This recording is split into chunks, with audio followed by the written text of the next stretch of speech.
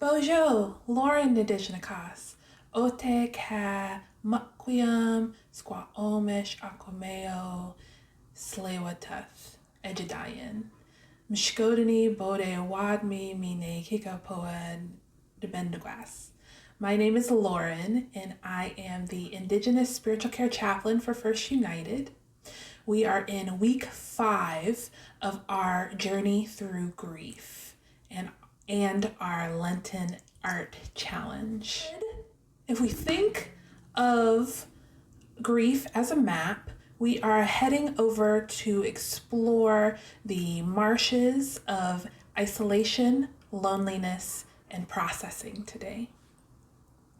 All emotions and grief are normal, including this area of our map. These emotions tell us what's going on in our spirit, and depending on our coping resources and coping mechanisms, we all have a different grief journey. Certain areas are visited repeatedly, not sometimes other areas, and for other areas, certain places are there for a short time or a brief time, and we stay over in various other areas for longer times. It's all normal. This is because grief is how we process death and loss. Thinking back over the weeks from shock, numbness, and denial, we've been impacted by the internal void of loss or death. From pain, guilt, shame, anger, and bargaining, we've reacted to that void. And today we are exploring how isolation provides space for us to face the void that is now integral to how we do life. In isolation, we face the loneliness of living without who or what we had previously. Time slows or stops. One of my supervisors described the feeling as knowing that everyone around them was moving, the earth was spinning, the sun was shining, but he can only experience everything around him as frozen or stopped or slowed. Stand still in his grief. From a stopped time frame, we look into the void of loss. And inside that void are some hard truths that we have to face.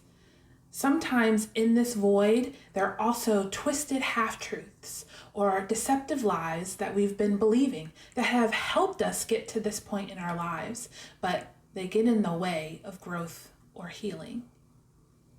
In this area of our map, we can experience deep sadness.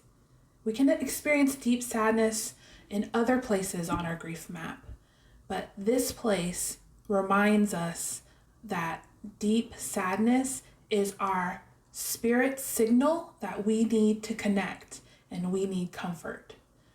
With any area of our grief map, it is reasonable to reach out to grief counselors and grief support groups, even more so with isolation, loneliness, and processing.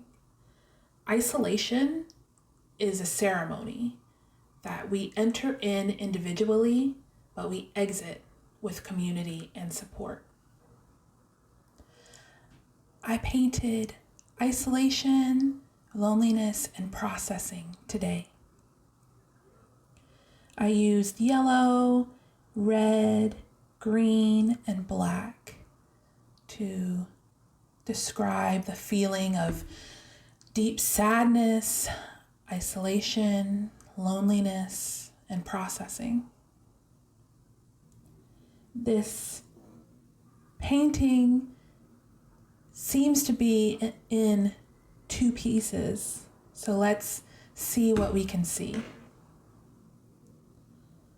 We see the top section with yellows and greens and reds and not much black. And in the bottom section, we see a lot of the black maybe void, with some of the yellow and green merging together.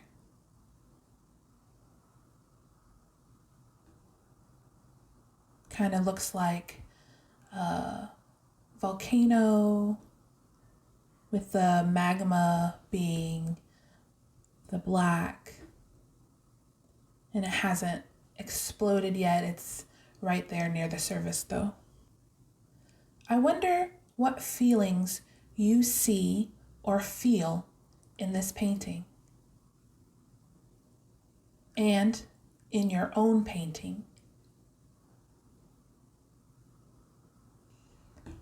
I wonder what you feel when you hear the words isolation and loneliness.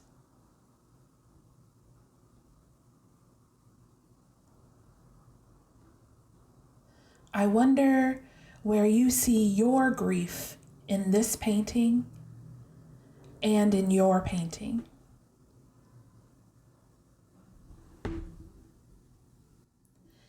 Thank you for joining me today.